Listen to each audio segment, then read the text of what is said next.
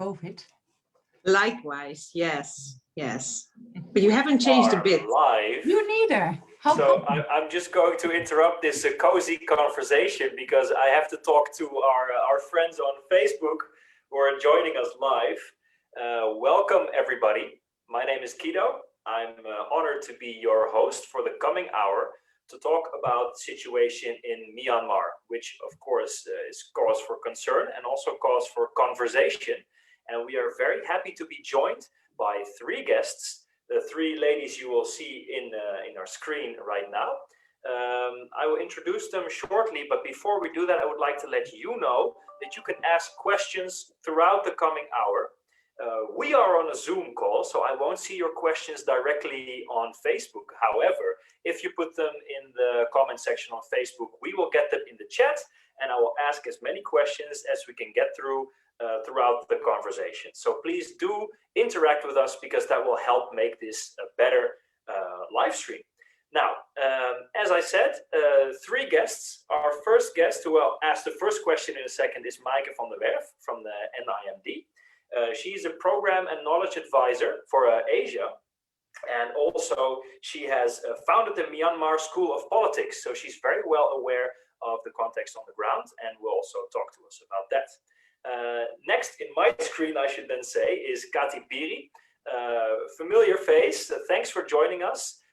Used to be a European parliamentarian, but now a Dutch parliamentarian. So she's part of our second house of the Staten-Generaal, and recently joined and still responsible for foreign affairs and also very well aware of what the Dutch response has been so far to the Myanmar situation. So welcome and thank you for joining. Thank you. And lastly, we have Kari Soe, and she is president of the Worldwide Burmese Students.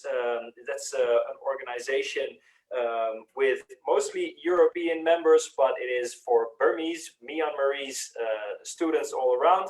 And of course, she's familiar with the situation on the ground, and we'll be talking to what she knows and also what she sees as opportunities of doing for the organizations working outside of Myanmar. So thank you very much for joining and for being here.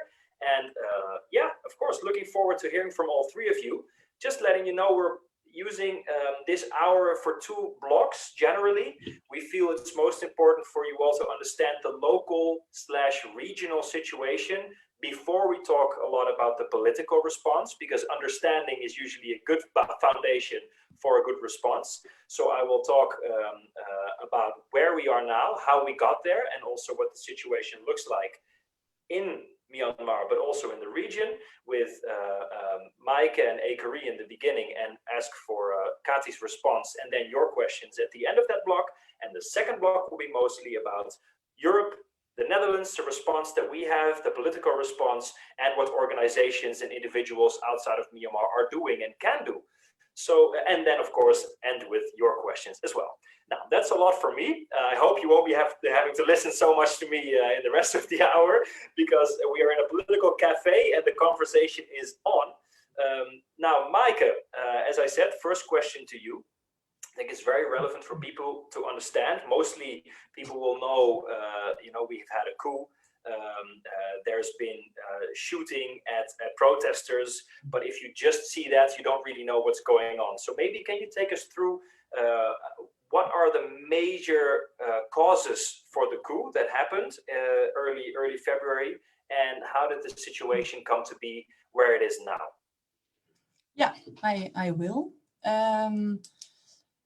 Well, maybe to start with, Myanmar's democratic transition started essentially in 2010, well, before, but the first nationwide elections took place in 2010. Now, those elections were widely seen as unfair, yet a first parliament started its term. And then in 2015, there were the first free and fair elections held, judged free and fair by international observers and also internal observers. And that led to a landslide winning of the National League for Democracy, the party of well-known Daw Aung San Suu Kyi. So that is, I think, where the uneasiness of the Myanmar military, also known as Tatmadaw, started with the democratic transition.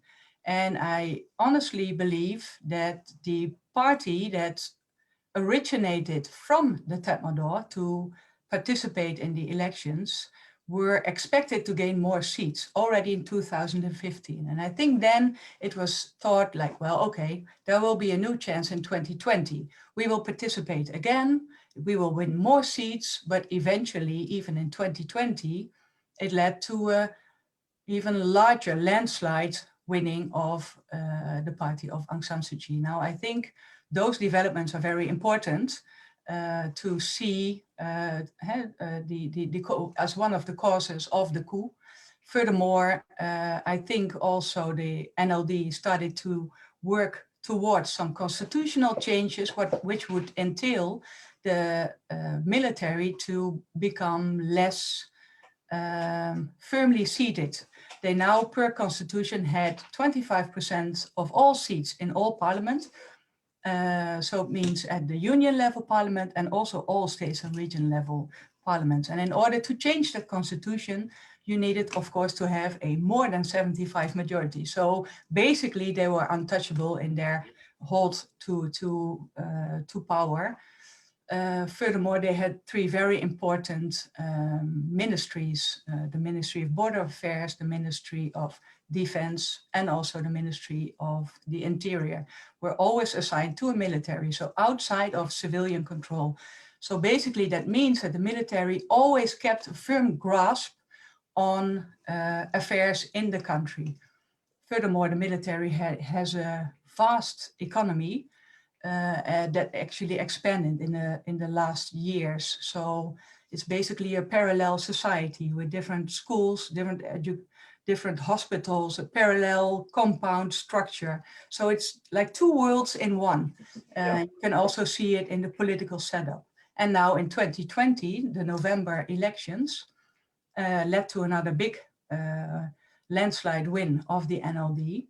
And I think that came as a confirmation for the military that it couldn't go on like this. And on the exact date the new parliament would start, meaning February 1, instead of departing from their compounds in Naypyidaw, the parliamentarians were arrested from their homes and put in jail.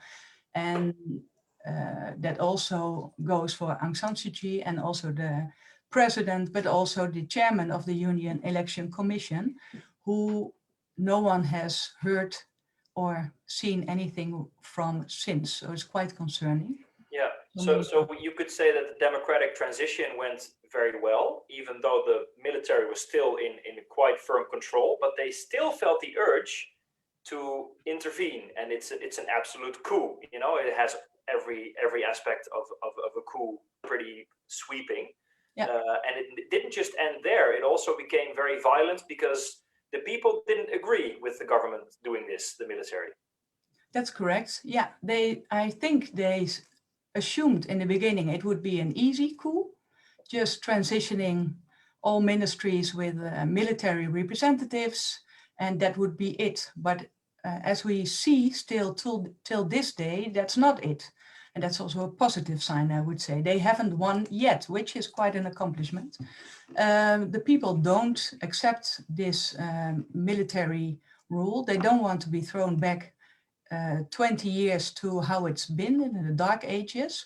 So they've been protesting. That started with a protest. And then there was the civil disobedience movement that started, meaning civil servants, also including hospitals, doctors and personnel, took a front seat in not wanting to work for military bosses and join the protest or not go to work. So that is huge. And basically the whole country is paralyzed by it in terms of many sectors. The banks are not operating anymore or barely operating. The railway has been well, forced to operate because of lack of staff.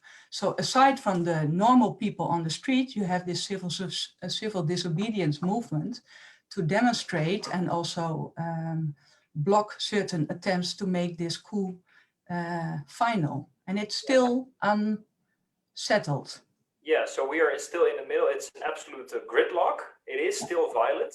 But maybe the next question to you, Kari, speaking about the broad nature of the protest against the coup, how popular is the opposition, and how are people talking about what they see as is necessary in Myanmar? What are the demands and the talking points of the protests? Well, first of all, I think the political prisoners, so as Maaike said, on the 1st of February, they took, for example, the president and also the famous lady, Aung San Suu Kyi. So, you know, like they voted in November and their vote is not being heard. It's not being recognized by the military. And just, you know, taking the leaders of the country, that's not acceptable. Like democracy, they have tasted democracy, and then they're going to take that away. That's something that they don't agree with. So people have gone out to protest, especially my age, which just started, you know, most of them are students, my generation. They started to go out on the street to ask to get those political prisoners free and to get all the detained politicians free. And the military has been, you know, like reacting really horribly, like they have been shooting with real bullets. And the youngest that have died that we know of, because a lot of places there's no internet connections, you can't call. So what we know of is a 5-year-old girl. She got killed in her own house, and she was not even, you know, like how can a 5-year-old be politically active? So even when you're on the street, you just get killed. So you don't even have to have an opinion. But when people have an opinion, you might like or hate NLD or Aung San Suu Kyi. It's a party, it's a human being. But we can't deny the fact that they won the elections. And that is something that the country is really, you know, like they understand that that's how democracy works. And that's why they stand with this point of view and why they're not giving up. But yeah, it's not easy, but I think that they really keep that belief. So because that can be said as surprising in and of itself, because when the army starts shooting with real bullets, you know, it can go both ways. It can escalate. There can be even more protests, or people get a bit scared and the protests subside. What are the reactions that you're getting from people in Myanmar? Are they still spirited to keep protesting? Well, you know, me being here is a danger for my family. My nephew just died last week, but you know, I've talked with my family, I've talked with my parents, I've talked with my family in the country. Are we going to stop here? For me, I can't. You know, it's just waiting for. It's just two choices. You choose to die, because under dictatorship, they're probably going to close the country for a long time. You know, like a SIM card costs €1,000. You know, a lot of like goods from the West was not allowed. It was like propaganda. Everything was propaganda. Are we going back in that age? For me, that just means like not being alive. So it's the choice, like you're going on the street and we're going to end this with our generation, or we're going to let the next generation live in fear, grow up in fear, and grow up, you know, like when we moved to the Netherlands, my parents got here in the Netherlands and we have democracy here. We have human right here. But every time they saw the police, they were scared, because that's so deep. The trauma is so deep. And that's something I don't want the next generation to go through, because my generation is already seeing dead people on the street. And that is something, that's why we don't stop. And that's, you know, like they can shoot, but then we die. You know, like they can't kill the hope that we have. I mean, it's a very impressive response, and very powerful from your side. And what do you see as a likely or potential outcome of the current internal struggle? Are the protesters going to prevail, and what would that look like? Well, the positive thing I would say out of this all is that the first time in our history, we are so united. Like since the British colony, you know, we haven't been so united as today, because today you are not only, you know, like they don't kill you because you're Christians or Muslim or Hindu or whatever. they kill everyone. Doesn't matter your age, they don't discriminate. And that's something we are seeing. Like, we need to get out of this system. It's a system. We are not, you know, like enemies of each other. We have to work with each other to get this whole system of dictatorship and this power, you know, like that the power is only with a certain group. We have to get our way. So I think that we will definitely win because we are working so good together. We are so organized for the first time in history. Like, we had coup happening in the history, we had revolutions, but this time we are so united. We know exactly, you know, like, we don't know exactly what's all going on because they cut off connections, but now it's a time that we have internet. So even though they cut off the internet in Myanmar, for example, I'm here in Europe, so I can still go on. And that's the power that we have. We are so connected with each other. We have, you know, like one point, we have one goal, and we're all working towards it. So I think that democracy is like so nearby. Yeah, thank you. Maaike, I mean, hearing this, I'm assuming you're also quite impressed with Kari's energy and also some optimism, which is in a way surprising because the situation is very egregious. Do you also find the silver lining in what's going on? Yes, definitely, I do. So we read and see and hear about all these atrocities taking place, and there are really gruesome stories that we hear and see, and also that we hear from our staff, that and from the network and all. So the escalation in violence and type of violence is enormous. So you're not safe on the street, but people will not be pushed back anymore.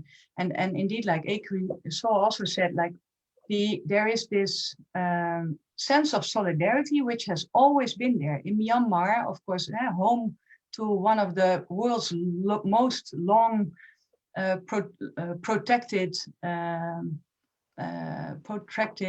civil wars of the world, essentially. Yeah?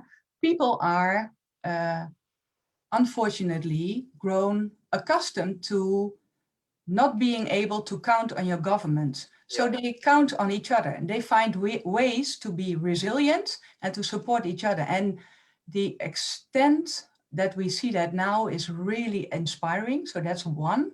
So people are very creative and won't be pushed back. But also what we see is a sense of solidarity across ages.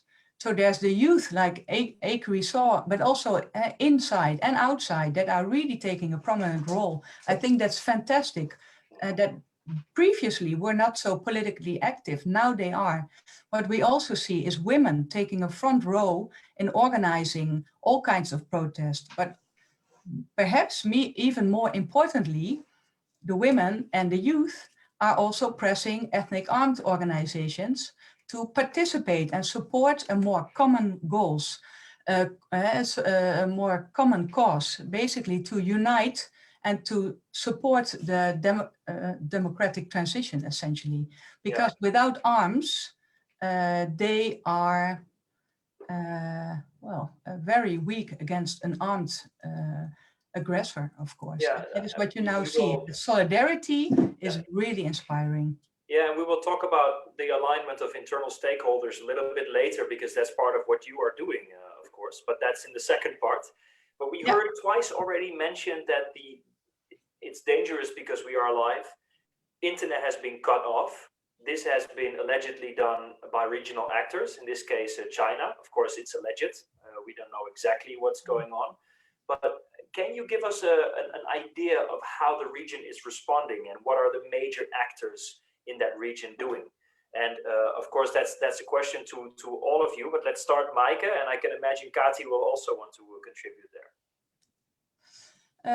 Well, there's Myanmar. It has a long border with China, and even longer border with Thailand.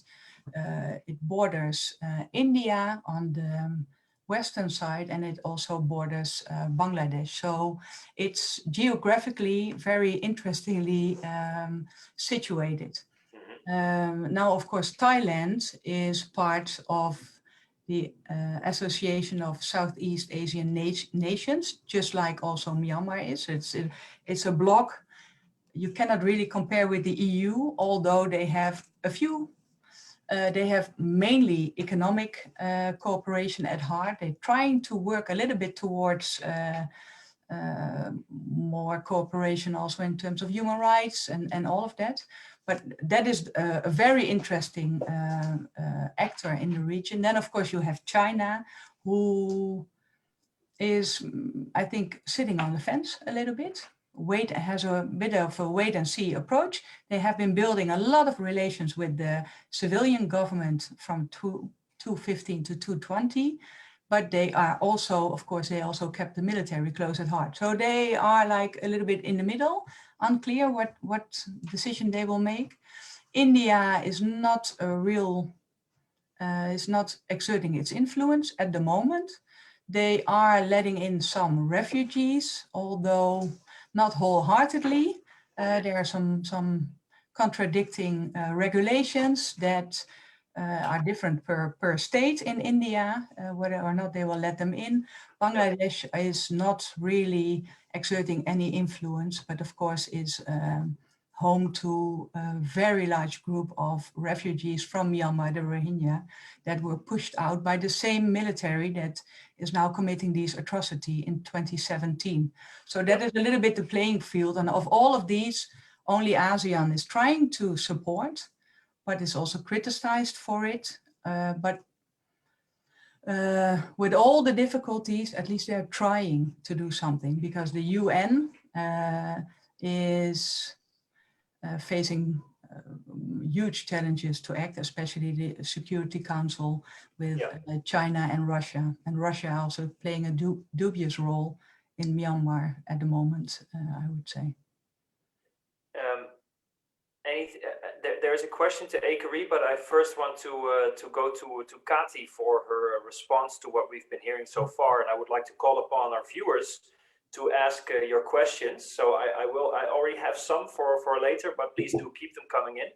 So Kati, you got an idea so far of what our other speakers have been saying, but we're also talking now about the political context in the region, and I can imagine that you would have some particular ideas about that as well.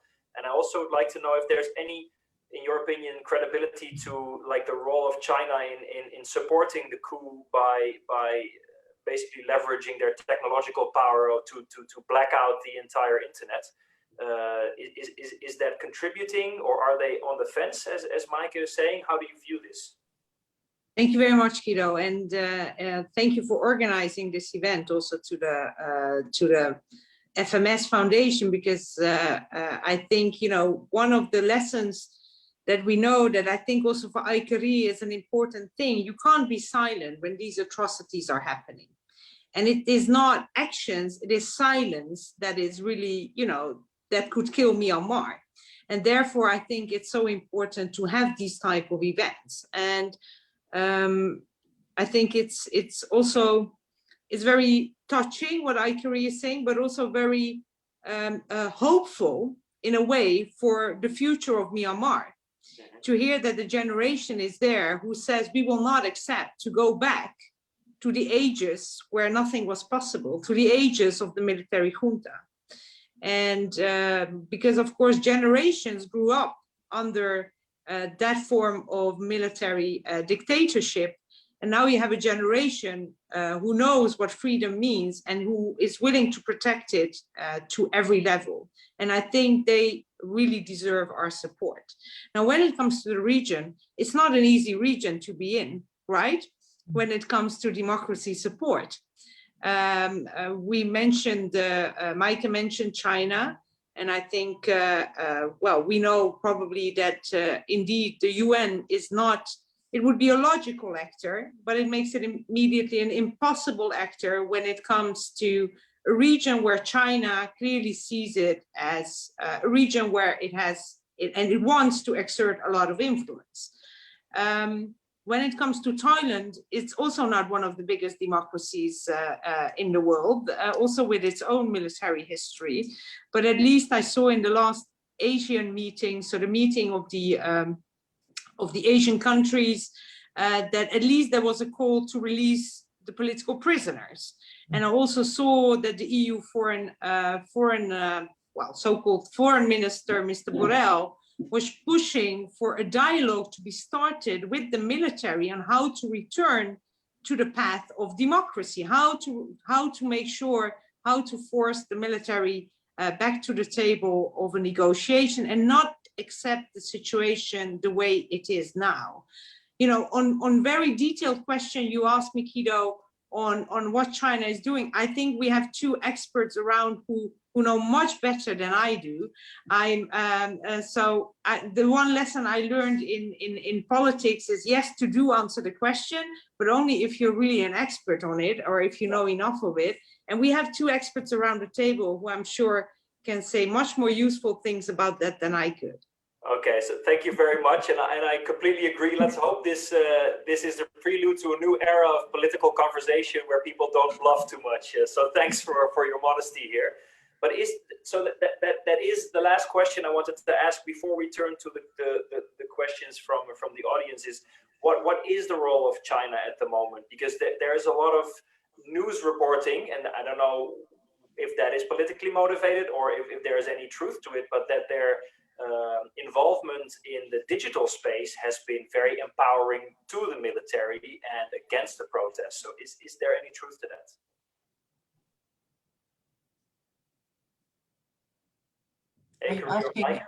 Akari, do you want to respond?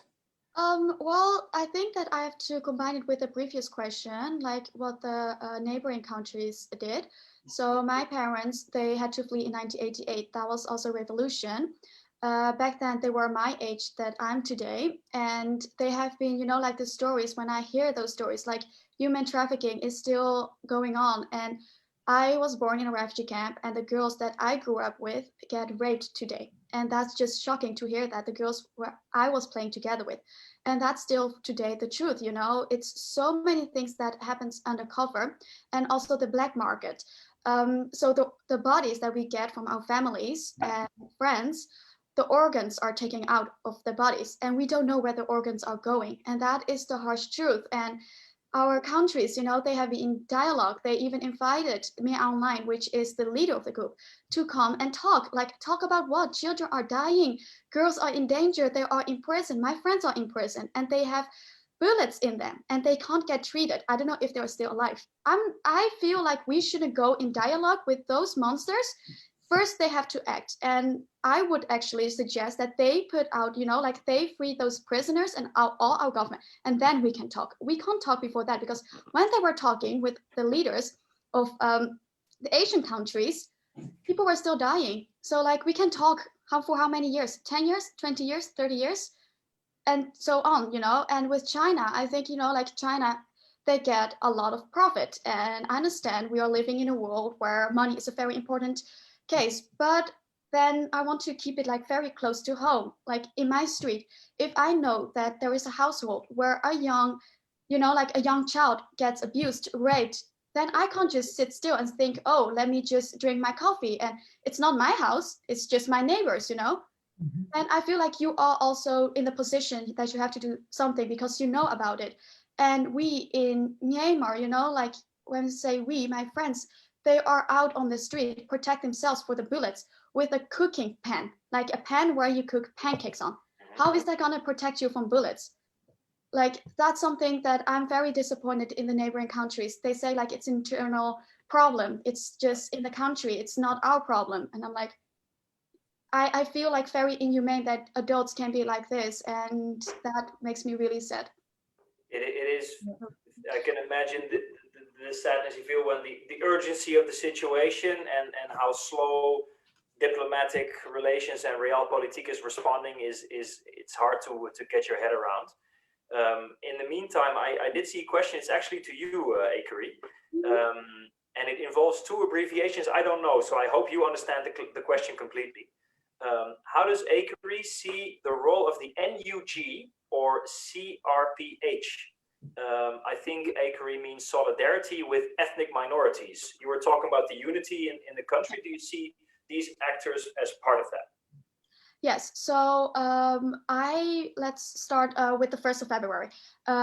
You know, on the early morning of February, the first day, they, you know, like basically kidnapped all the government. A coup started happening. They detained all the politicians. Aung San Suu Kyi, who is like my inspiration, who I really see as my grandmother, she is also gone. So some made it out of it. So the elected government, some of them made out of it, and they created like a group. So they're on the run. If someone finds them, or if someone snitch on them, it's dead. You know, so we don't know where they are. So they started a group which is called CRPH. So they are actually elected. They are chosen by the people. And out of that, they created the NUG, which is the National Unity Government. And I totally support that personally, because they are elected by the people, first of all. Second of all, it's not only one ethnicity, it's not only one religion, but it's so diverse. I've never seen a government that is so diverse in the country. So that's what I have to say. Like, we still have to see what they will do, but like, it's not easy to form a government. And especially if you're run for your life, you never know who's gonna snitch on you. So a few of my friends, their colleagues have been snitching on them, and they are on a run. If they find them, they're dead, you know? And those people, they are like on the run. They're trying to form a government. You don't know who you can trust. So they're going through a lot of things, but I see that as so strong. So I totally support that. And I think the solidarity of all the ethnicities are also in there. So it's not only represented by the Burma or only represented by a certain ethnicity, but by everyone. And there's also women in it, and there's also young people in it. So I think that's such a great step. Yeah, thank you. And you mentioned you see Aung San Suu Kyi as a grandmother. You actually met her in real life, correct? Can you tell the story? Well, so that is also the story how World Burmese students started. So, you know, like, I feel very Dutch. I was here when I was 8, so I feel like very Dutch. And as a woman, you know, I've never felt actually like so discriminated that I'm not allowed to sit on a certain table. And here in the Netherlands, we are so like, if you want to talk to, for example, the prime minister, whatever, you can just write him, you know, if you have certain thing like, hey, I want to have a coffee with you. But with the Burmese community, as a young person, you are not even allowed sometimes to sit on the same chair, like the height. And you have so many rules. There are so many rules that are like unwritten. And I feel sometimes very Dutch in that sense. So back then in 2019, she is a woman, and she actually like studied abroad, and then she went back, and I am sure that she went through a lot of like discriminations, and that's what I'm saying about my community that I totally love, but we can't blame them. They grew up in a dictatorship system. So when I met her actually back then, I really saw the new, you know, like the sparkle, the passion for the new generation. Because when I started like looking around in my Burmese community, the young people that are my age, they don't even have money to buy shoes. Let's stand to buy a laptop or to buy a phone. Most of them have to work very hard, very long hours that are, you know, like inhumane. So I am in a privileged position that I have, for example, a human right, access to education. And those young people who have access to education and who are privileged in the country are most of the time from the military. So that's actually also how World Burmese students started to make, you know, like the next transition, because that woman is almost 76. Let her, you know, like, you may like her, you may hate her, but she is pretty old, and I want her to take her deserved rest.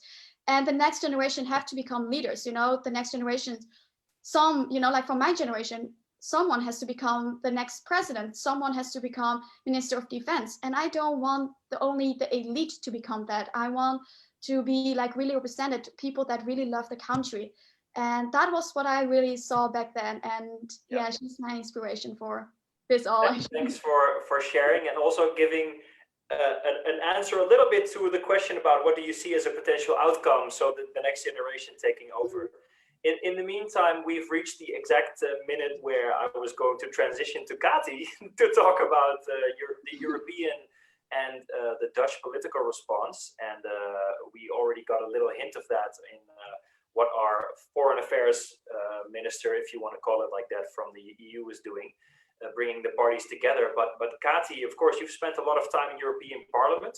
Do you know the way it's being spoken about at the moment, the situation in Myanmar?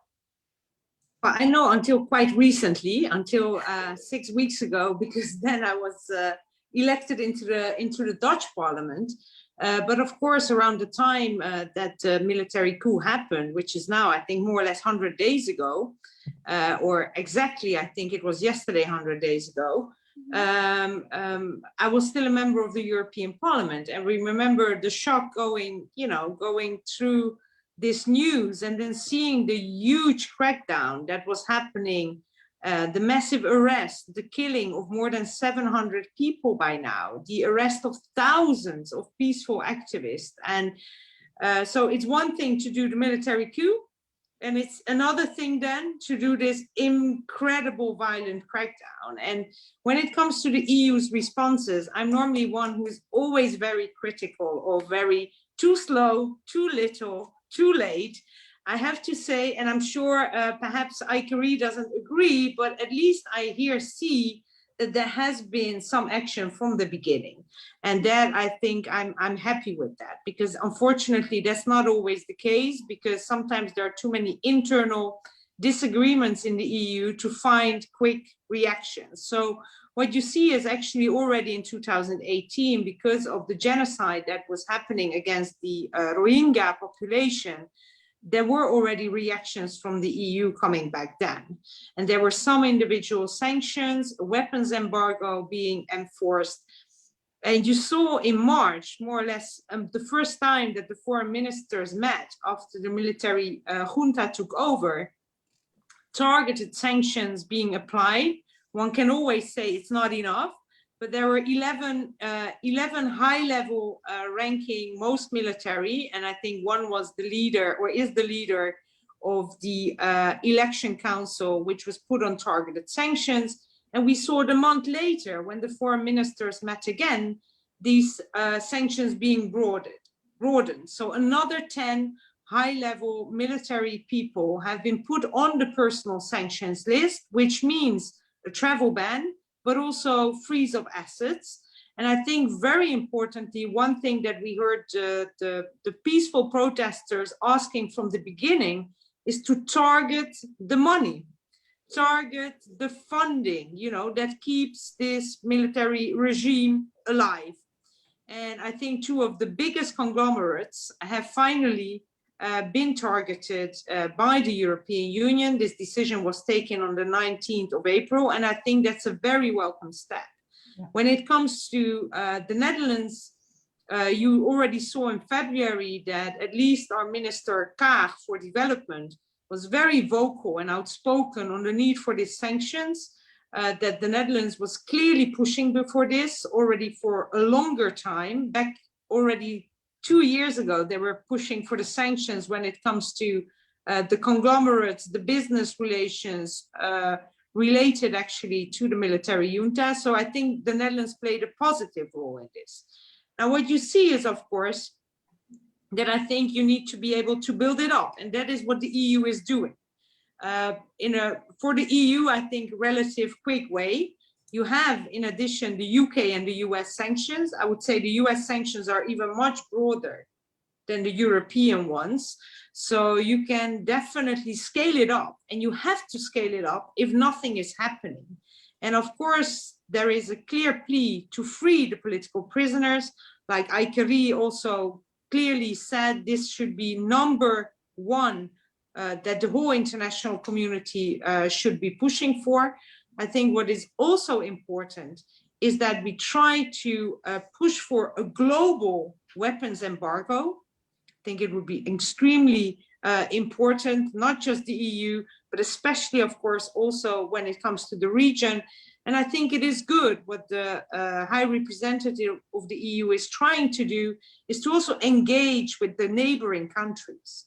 The neighboring countries which have such an influence on will they support the people of Myanmar, or will they support the junta?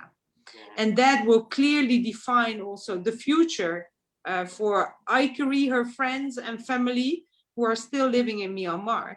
And this is, there always needs to be space in between the sanctions for an attempt to diplomacy. And if diplomacy is not working, you need to tighten it up. And as a last sentence on this, Kido, because I'm already speaking for a long time, is I think also very important, because, you know, sanctions is an easy thing to do, but you also need to help the people in Myanmar, and they need to feel the support. So one way to do it is by speaking out, and the other way to do it is by looking how you can make sure that the sanctions are not hitting the population, and that there is humanitarian support to those people in need of that help. And here I have to say that the newest package of a 9 million euros extra on top of the 21 million, which was already foreseen for this year, 2021, I think is needed, is welcome, and is also a signal of solidarity and support to the people of Myanmar, to the people who are struggling for freedom and a future, actually, in their country. Yeah, thank you. And of course, to be able to intervene in a positive way, you need means, but you can also need unity. And there was a question that was not just related to the Netherlands and the EU, but also to the response from the United States. And of course, we have new leadership there, which cares more about human rights. So last question to you around this, Kati, is first, do you feel like we actually have a common foreign and security policy approach from Europe? And do we also team up with the United States to form a more global response that is supportive of the human rights and the protests in Myanmar? Well, on your first question, in generally speaking, I think we are way too often way too divided, and therefore very slow.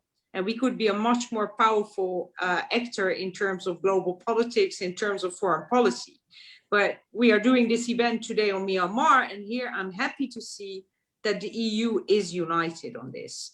And, you know, the EU is not the United States, so it always takes longer to take decisions.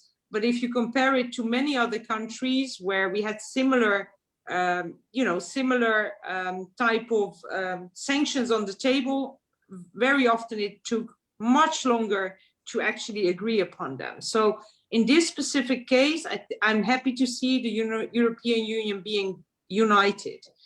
Now, when it comes to the US, but let's also not forget the UK, which is still a big international player, and until recently a member of the European Union.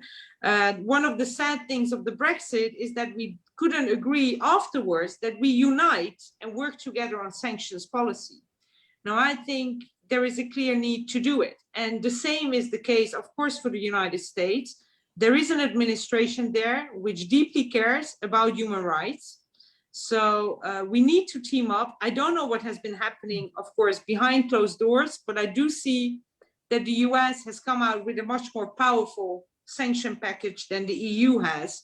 So I believe, you know, the EU can, what they say is there are leaders and there are followers. I think the EU can be sometimes a bit more a leader in foreign policy, but in this case, let's at least follow the signals that also the United States have been sending, because together, I think especially, not perhaps so much on China, but especially on the countries around who are members of the ASEAN, of the other countries, the neighboring countries of Myanmar, I think you can really exert a lot of pressure by standing together on this very important issue.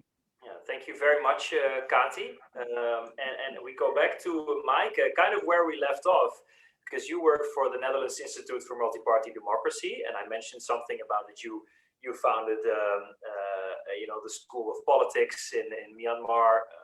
You are facilitating dialogue between different stakeholders, because beyond political and diplomatic actions, you can also take actions on the ground. And fair enough, they may be slower, but I am curious what your take is there, what you're trying to accomplish and how it is going, and if it's still possible at all under the current circumstances to remain active. So would you like to contribute there?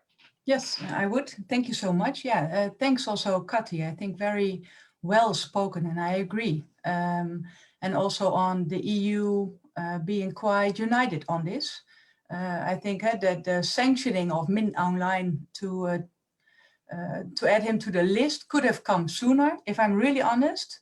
So that's a bit of a pain point. I always found difficult to explain. So why can he still go shop in Paris? Well, he's not on the list, but well, that is basically it. I think the EU, if the rest is quite united, like the US is more vocal, but in country, you see all the embassies, honestly, gear up together. So sometimes it's the Nordics, sometimes it's the EU, sometimes it's the UK with the EU, sometimes it's the US with the EU. It's all united together. It's quite inspiring to see, honestly. I hadn't seen it before, so that is good.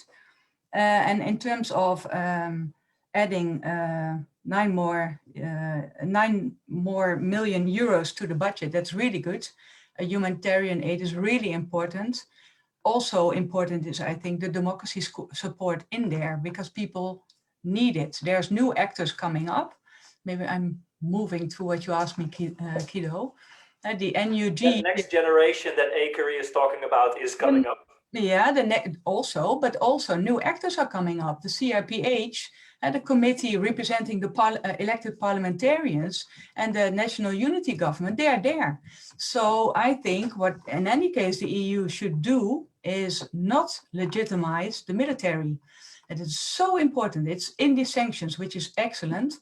But I think in the messaging towards ASEAN countries and ASEAN as an institution, it should also be mentioned time and time again. But that's because that's so important. For now, Min Aung Hlaing was invited to participate in the meeting, but not the national unity government. And that is, we had this one actor taking illegitimately the power, but there's now an alternative. So the EU, international community, should choose democracy, choose the actors that are legitimately elected in the November 2020 elections. They are legitimate. The situation is still fluid, but we, by continuing to talk only with the military, that doesn't do those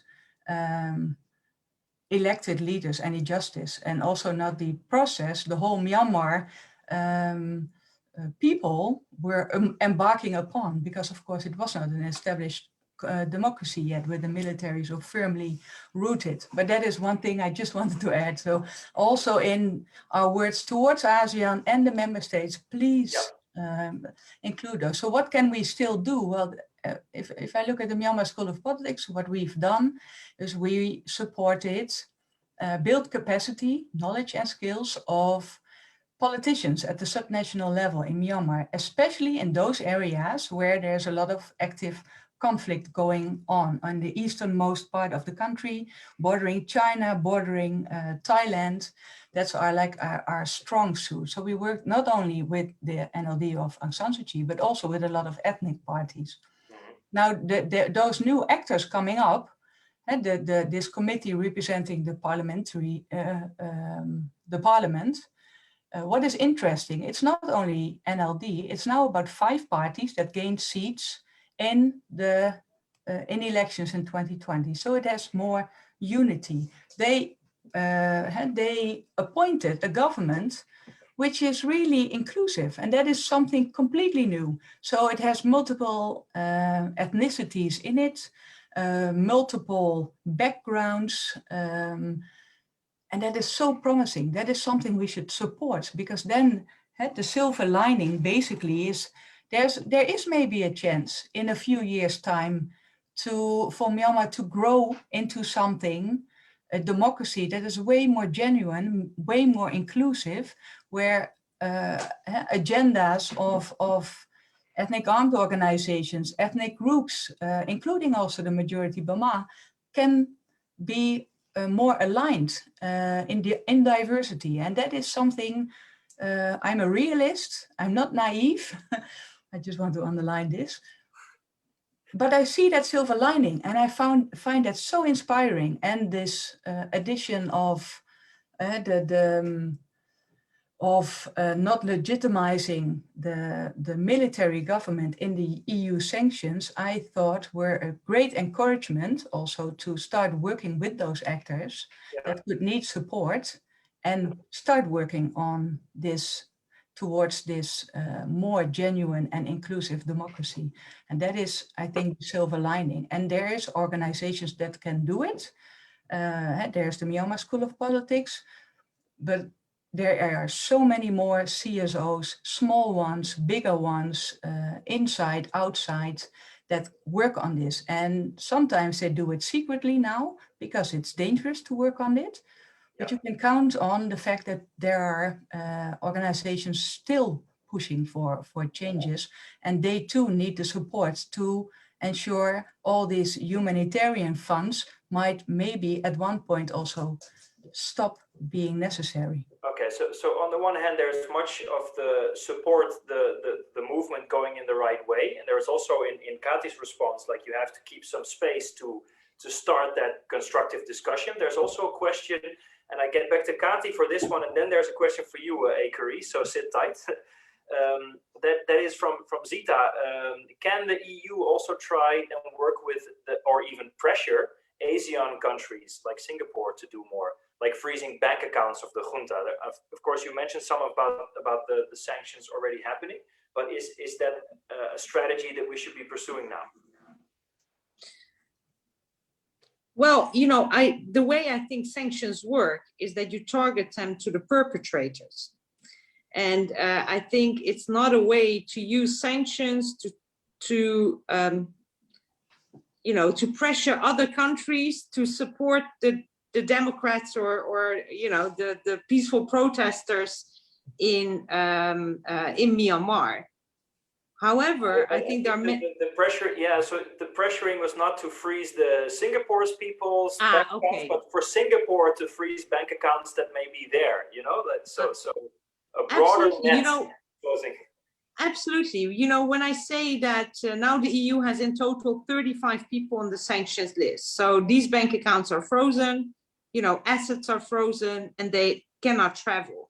I think what you have to do in the international community, and hopefully with actually more than just the UK and the US that we mentioned, so definitely look with neighboring countries if you can expand that, because it's much more powerful if these leaders can't place their wealth or can't travel anywhere and not just to the European Union.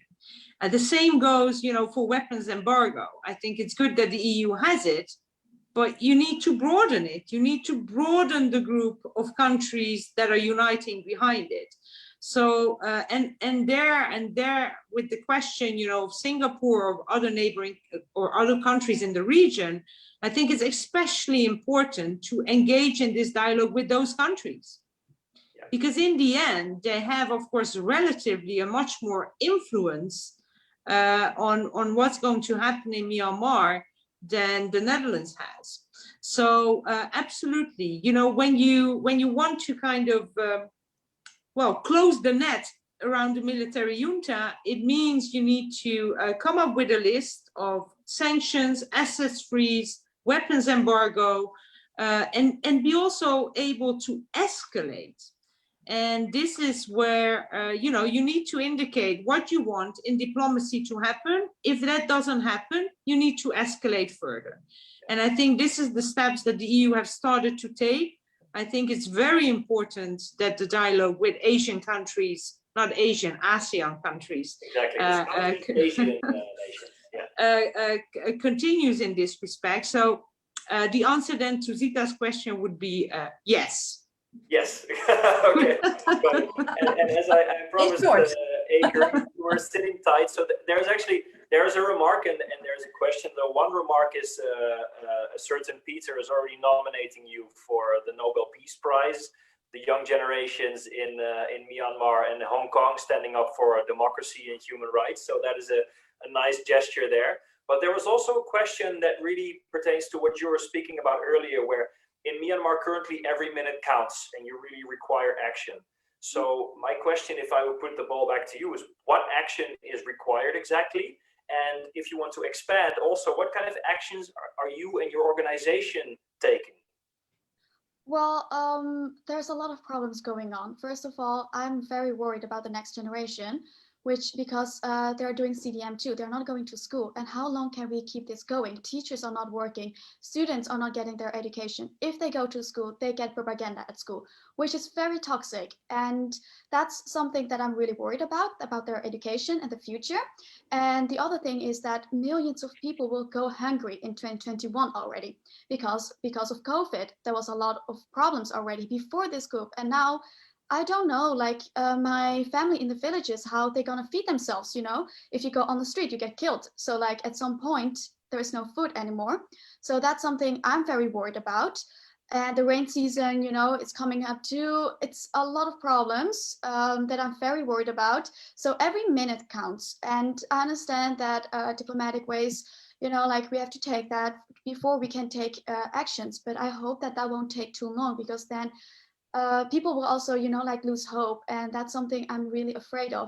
So what I actually would also want to ask, like the United Nations, but also the EU, you know, like, for example, in the Netherlands, we still have pension funds that are still investing in the companies of the military in the country. Like, how is that possible?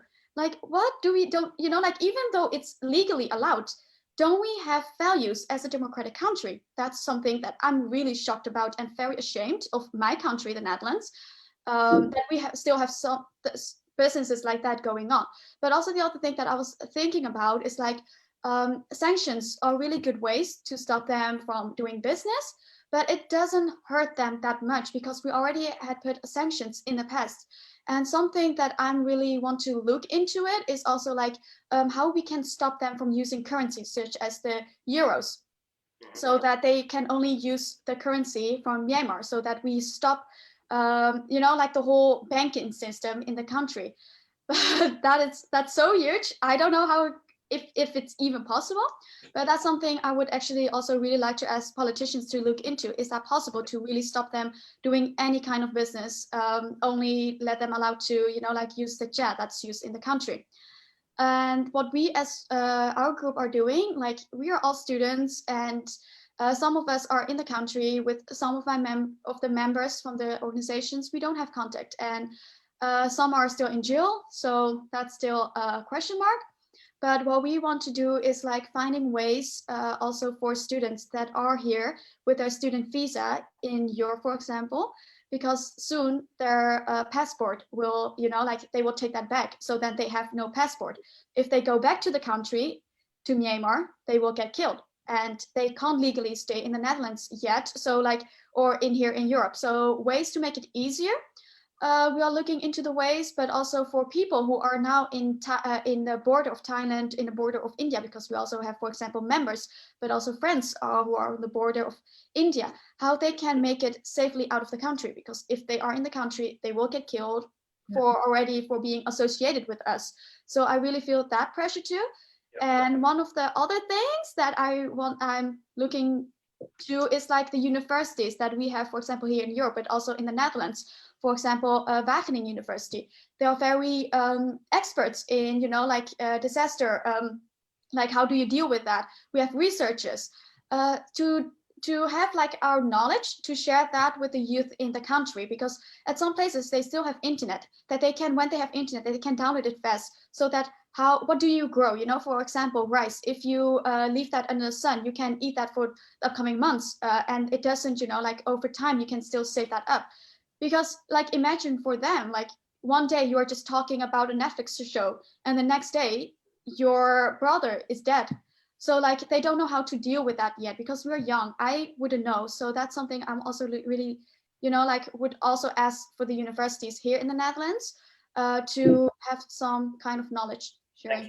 Thank you. So, I mean, there were some supporting comments on the Facebook page regarding what is effective action. I think an as broad and global political response, diplomatic response with sanctions, and maybe even more, you know, closing the net more around them, but also transfer of knowledge, humanitarian support, and trying to increase the dialogue involving the NUG as much as possible to create the future that will be more democratic and inclusive is some of the actions that we mentioned. Now I want to ask a final question to Kati, because you're actually quite famous for standing up to autocrats, and we can ask Mr. Erdogan or Mr. Orban their opinion about you and your person. But you stood up nonetheless. My question is, do you recognize some of yourself in Kari and what she is saying and doing? And do you have an advice to her and her generation on how to be successful when standing up to autocrats that are in a much more powerful position? Thank you, Kido. Well, I think Kari is 10,000 times more brave than any of us. So yes, absolutely. You know, for me, it's pretty easy. I live in a democratic country. I was raised in a democratic country. It's easy when you and your family might not be targeted for what you say to speak up.